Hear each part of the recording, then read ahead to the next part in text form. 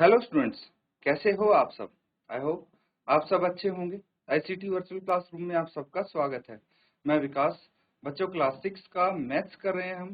Chapter है आपका playing with numbers, यानी संख्याओं के साथ खेलना। तो इसी चैप्टर को हम कंटिन्यू करने वाले हैं। बच्चों यहाँ पे कुछ चीजें हम डिस्कस कर चुके हैं, सीख चुके हैं। तो एक बार रिवाइज कर लेते हैं, रिकैप कर लेते हैं अभी तक इस चैप्टर में क्या क्या किया हमने। भाई आपको फैक्टर्स पता लग गया एंड मल्टीपल्स क्या होता है वो भी पता लग गया। फैक्टर्स यानी गुणनखंड और मल्टीपल्स यानी गुणज। फिर प्राइम नंबर, कंपोजिट नंबर क्या होता है ये सब अच्छे से जानते हैं आप। उसके बाद टेस्ट ऑफ डिविजिबिलिटी, यानी कुछ संख्याओं के डिविजिबिलिटी टेस्ट हमने सीखे थे। कुछ रूल्स थे उनके जिनकी हेल्प से आप बता सकते हैं कि कोई पर्टिकुलर नंबर से कोई भी कितनी ही बड़ी संख्या हो वो भाग होती है या नहीं। और वो नंबर्स कौन से हैं? 2, 3, 4, 5, 6, 8, 9, 10 और 11। इन सब से हमने डिविजिबिलिटी टेस्ट सीखा था। कुछ रूल्स थे बच्चों इनके। तो अब हम कर रहे हैं यहाँ पे क्या चीज कर रहे हैं। एक तो कॉमन फैक्टर, कॉमन फैक्टर्स ये हम डिस्कस कर चुके हैं। कॉमन फैक्टर्स यानी सार गुणनखंड, यानी सार गुणनखंड।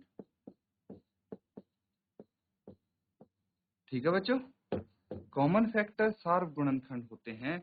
और एक चीज हमने सीखी है कॉमन मल्टीपल्स। कॉमन मल्टीपल्स यानी सार गुणज। अब ये जो दो चीज हैं क्या होती हैं ये आपको पता होना चाहिए, क्योंकि प्रीवियस सेशन में हम कर चुके हैं विद हेल्प ऑफ एग्जांपल। तो मैं बता दूं, कोई भी दो नंबर्स है मान लीजिए आपके पास। जैसे अगर मैं बोलूं 20, ठीक है, और 30, 20 और 30, इनके सार्व गुणनखंड क्या हैं, कॉमन फैक्टर्स क्या हैं। तो आप सबसे पहले क्या करेंगे, इसके सारे फैक्टर निकालेंगे 20 के, और फिर 30 के सारे फैक्टर्स निकालेंगे। और फिर जो भी कॉमन आएंगे, जो भी इसमें 20 में और 30 में दोनों में ही फैक्टर प्रेजेंट रहेगा, वो सब क्या हो जाएंगे, कॉमन फैक्टर हो जाएंगे। सिमिलरली अगर मल्टीपल्स निकालते हैं तो मान लीजिए 20 और 30 के हम मल्टीपल निकालते हैं, ठीक है। तो पहले हम 20 के कुछ मल्टीपल निकालेंगे, फिर 30 के मल्टीपल निकालेंगे, और जो भी इनमें कॉमन आएगा वो कॉमन मल्टीपल हो जाएगा। मैं आपको एग्जाम्पल के तौर पे करके दिखा देता हूं एक बार फिर से। 20 है तो इसके मल्टीपल क्या होंगे, 20, 40, 60, 80, 100, 120, 140, ठीक है, एंड सो ऐसे ही होंगे। और अगर मैं 30 के गुणज, 30 के मल्टीपल लिखूं तो 30, 60, 90, 120, 150 एंड सो। तो इसमें अगर कॉमन मल्टीपल आप देख रहे हैं, ठीक है, कॉमन मल्टीपल्स देख रहे हैं, तो बताइए कौन से होंगे कॉमन मल्टीपल्स इसमें, बता सकते हैं आप। कॉमन मल्टीपल्स जो कॉमन होगा, देखिए 20 तो यहाँ पे प्रेजेंट है, लेकिन इसमें 20 कहीं नहीं दिख रहा, तो ये कॉमन नहीं हो सकता। लेकिन अगर मैं 60 की बात करूं तो 60 देखिए यहाँ पे भी है और यहाँ पे भी है, तो 60 एक कॉमन मल्टीपल हो सकता है। उसके बाद 60 के बाद 120 यहाँ पे भी है, 120 यहाँ पे भी है, तो 120 कॉमन हो सकता है। और कोई मुझे यहाँ पे अभी दिख नहीं रहा है, इसीलिए इतने ही कॉमन मल्टीपल आप लिख सकते हैं यहाँ पे। अगर फैक्टर्स की बात करें तो सबसे पहले 20 के फैक्टर निकालने पड़ेंगे। 20 के फैक्टर क्या क्या होंगे, तो देखिए 1 गुना 10 कितना होता है, 1 गुना 20, 1 इंटू 20 20 होता है, 2 इंटू 10 2 गुना 10, 3 3 से हम कर नहीं सकते इसको, है ना, 3 से किसी को भी मल्टीप्लाई कर लो 20 नहीं आएगा। लेकिन 4 से अगर 5 को मल्टीप्लाई करेंगे तो 20 आ जाएगा। कल 1 2 4 5 10 और 20। ये 20 के मल्टीपल हो गए। यहीं पे अगर 30 की बात करें तो 30 के क्या मल्टीपल्स हो सकते हैं, चलिए देखते हैं। दो, सबसे पहले एक करते हैं, 1 इंटू 30, 2 इंटू 15, 3 इंटू 10, है ना। फिर 4 से मल्टीप्लाई करेंगे किसी को तो 30 नहीं आएगा, लेकिन 5 से मल्टीप्लाई करेंगे तो आ जाएगा। तो 1, 2, 3, 5, 6, 10, 15 और 30। ठीक है, ये इसके मल्टीपल हो गए, इसके फैक्टर्स हो गए। तो अब मुझे बताइए बच्चों, कॉमन फैक्टर क्या होंगे इसके। कॉमन फैक्टर CF से हम रिप्रेजेंट कर सकते हैं। तो जो कॉमन आएगा, जैसे 1 कॉमन हो गया, फिर 2 भी इसमें कॉमन आ रहा है, 3 नहीं है लेकिन 5 कॉमन है तो 5 लिख लीजिए, फिर 10 भी कॉमन है। तो ये सब कॉमन फैक्टर्स हो गए और ये कॉमन मल्टीपल्स हो गए। समझ में आ गया बच्चों, नोट डाउन कर लेंगे इसको। एक चीज और हमने सीखी थी बच्चों, इसके बाद करेंगे, क्या सीखा था, को प्राइम नंबर्स क्या होते हैं। पहले इसको कर लीजिए, फिर को प्राइम नंबर, फिर एक बार रिवाइज कर लेंगे हम।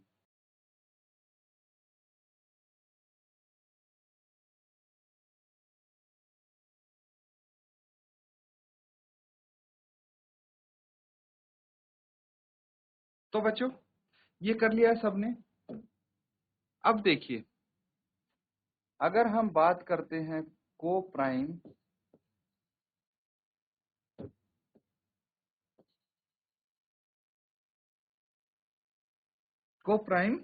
नंबर, तो इसको हम हिंदी में क्या बोल सकते हैं, सह अभाज्य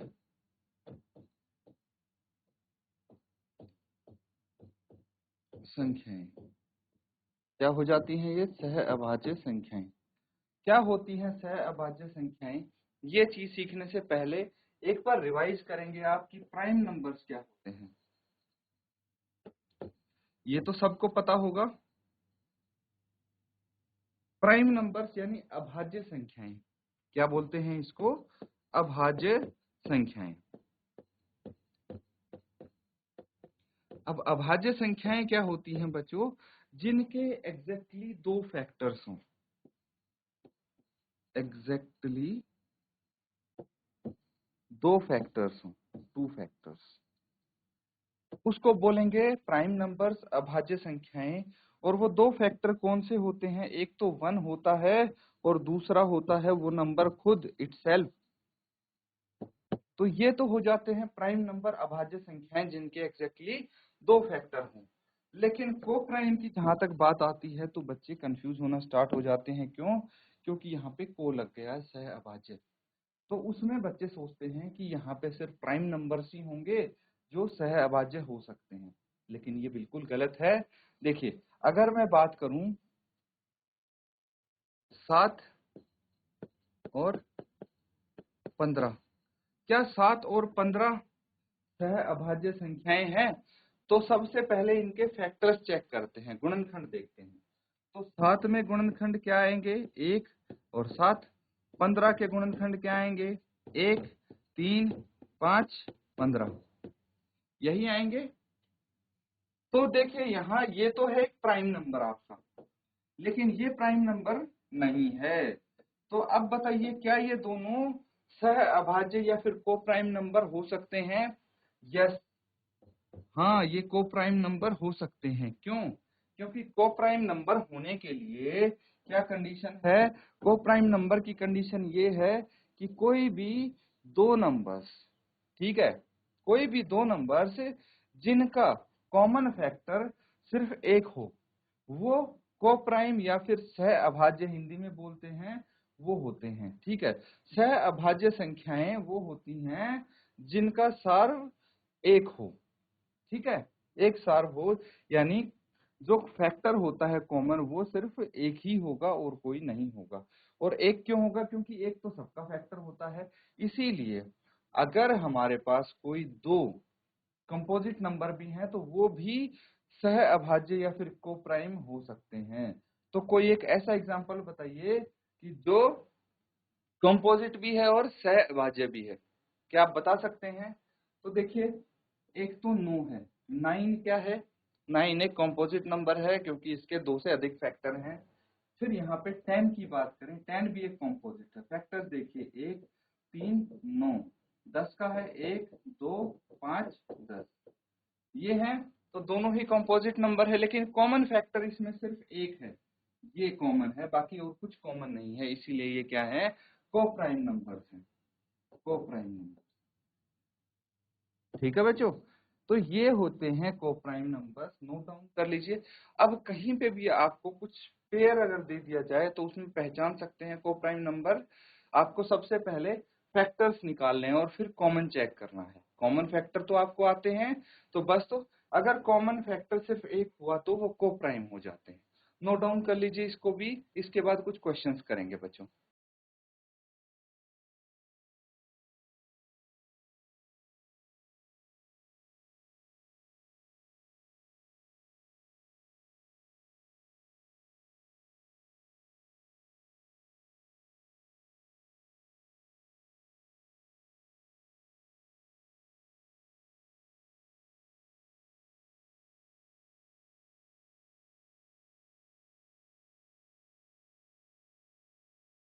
तो ठीक है बच्चों, क्वेश्चंस नोट डाउन करने का समय आ गया है। यहाँ पे लिखेंगे आप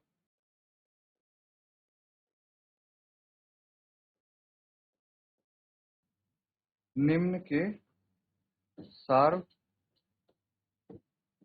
गुणनखंड, निम्न के सार गुणनखंड ज्ञात कीजिए, ज्ञात कीजिए।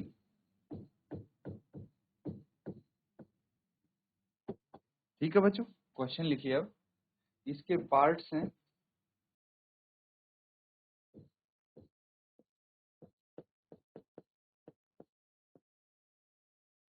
20 और 28,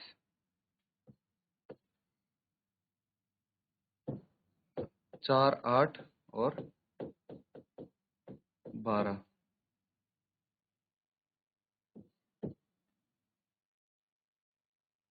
75, 60 और 210। ठीक है, चलिए इनके सार गुणनखंड आपको बताने हैं, क्या क्या हो सकते हैं। नोट डाउन करो और सॉल्व करो। क्या करना है, सबसे पहले भाई एक एक करके, जैसे पार्ट ए है, इसमें सिर्फ 2 संख्याएं दी हैं आपको जिनके सार गुणनखंड बताने हैं। पहले 20 के गुणनखंड निकालेंगे, फिर 28 के, फिर इसमें कॉमन गुणनखंड तलाश करेंगे जो सार है दोनों में, और वही आप लिख देंगे। ठीक है, इस तरह से करेंगे। नोट डाउन करो और सॉल्व करो।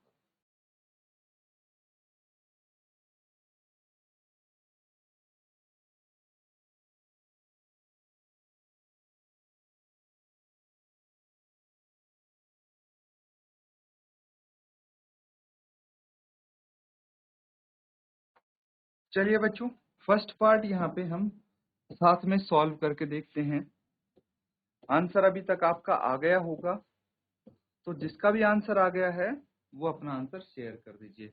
तो सबसे पहले हमें निकालना है 20 के गुणनखंड, फैक्टर्स ऑफ 20 या फिर 20 के गुणनखंड।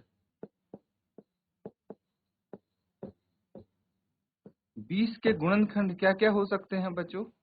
तो देखिए 20 के गुणनखंड निकालने के लिए 1 गुना 20 करेंगे, या 2 गुना 10 करेंगे, या 4 गुना 5 करेंगे। कितना आ जाएगा? ये 20 ही आएगा हर केस में। तो क्या क्या हो गए? 1, 2, 4, 5, 10 और 20। अब यहीं पे अगर 28 के गुणनखंड निकालेंगे,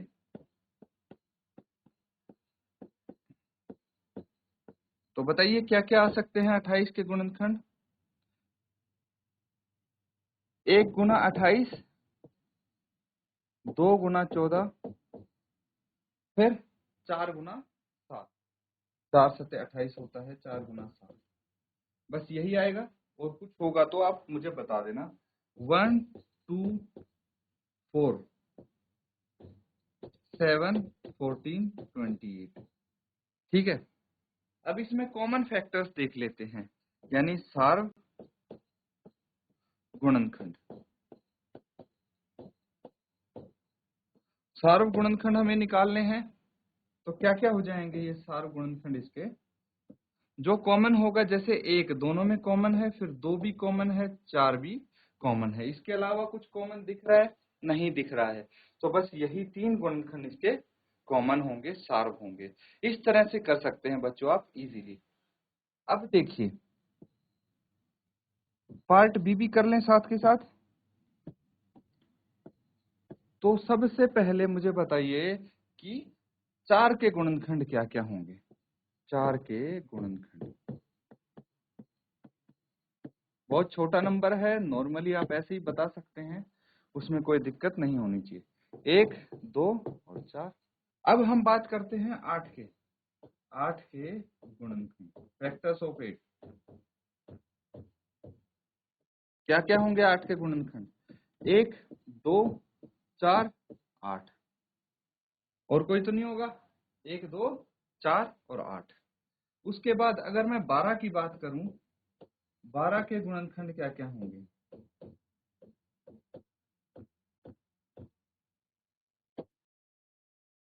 एक, दो, तीन, चार, 6, 12। यही होना चाहिए, और कोई तो नहीं है।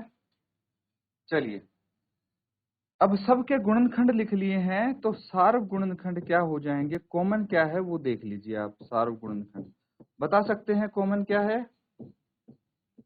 इजीली बता सकते हैं बच्चों आप। क्या करना है? देखिए एक कॉमन फैक्टर है, फिर दो भी कॉमन फैक्टर है, और यहाँ पे चार आप देख रहे हैं, चार भी कॉमन है। तो ये सब कॉमन फैक्टर्स आ गए, नोट डाउन कर लेंगे। फर्स्ट पार्ट इसका, पार्ट ए और पार्ट बी हमने कर लिया है। अब बचा है पार्ट सी। चलिए उसको भी सॉल्व कर लीजिए।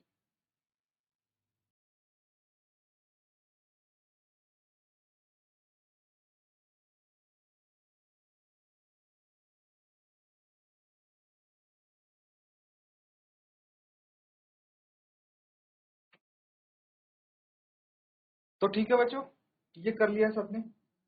अब देखिए एक क्वेश्चन और करेंगे, लेकिन उससे पहले मैं बता दूं, जो पार्ट सी है बिल्कुल ऐसे ही होगा जैसे पहले दो पार्ट किए हैं।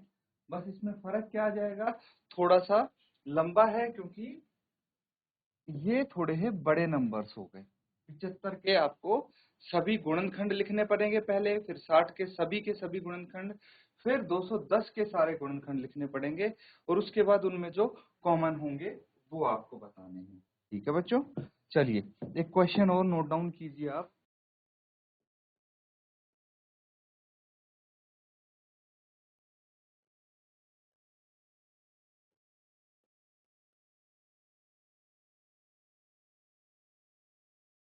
निम्न के प्रथम तीन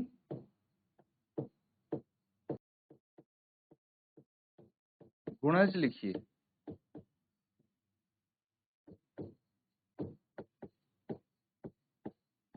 तो प्रथम सार तीन गुणज आपको लिखने हैं। ठीक है बच्चों, पहला पार्ट है 4,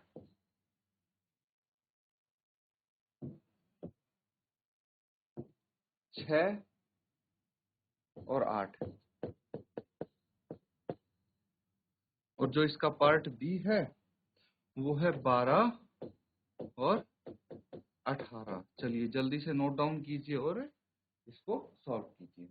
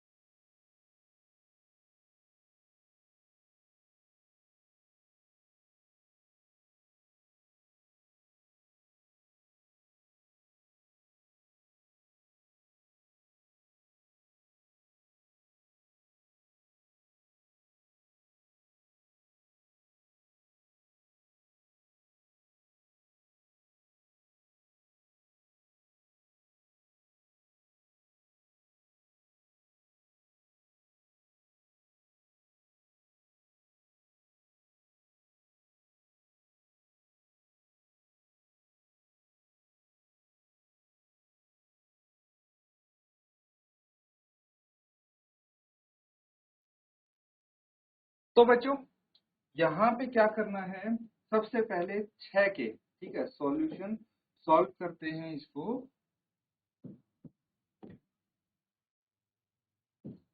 पार्ट ए जो है इसमें 6 के गुणज लिखेंगे आप। क्या क्या होंगे, 6, फिर 12, 18, 24, 30, 36, 42, 48 एंड सो ऑन। ठीक है, तो आप तब तक लिखेंगे जब तक पहले 3 आपको कॉमन नहीं मिल जाते। तो कॉमन ढूंढने के लिए 8 के भी आपको गुणज लिखने पड़ेंगे, तो साथ साथ इनको लिखेंगे हम 8 के गुणज। तो 8 के गुणज क्या होंगे, 8, 16, 24। तो देखिए मुझे एक कॉमन मल्टीपल मिल गया है इनका, है ना, 2 और ढूंढने हैं। तो लिखते रहिए, 32, 40, 48। एक और मिल गया कॉमन, 48 ये आ गया, है ना। चलिए एक और ढूंढते हैं।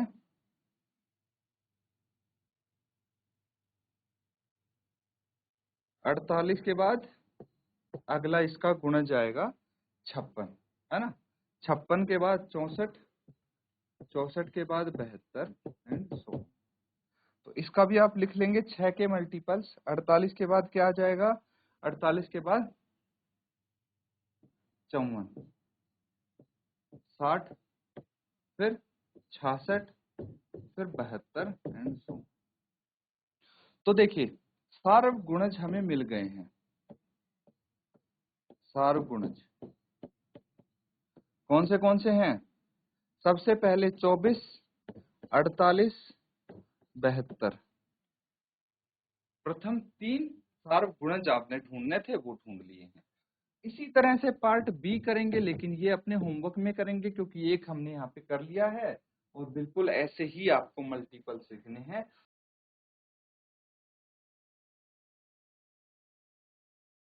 तो बच्चों सबने कर लिया नोट डाउन, ठीक है। आज हमने सीखा है बच्चों, एक तो सार्व गुणनखंड निकालने और सार्व गुणज निकालने, और को प्राइम नंबर्स क्या होते हैं, सह अभाज्य। सबको अच्छे से रिवाइज करेंगे। इसी के साथ आज का सेशन यहाँ पे एंड करते हैं। Thank you and have a nice day.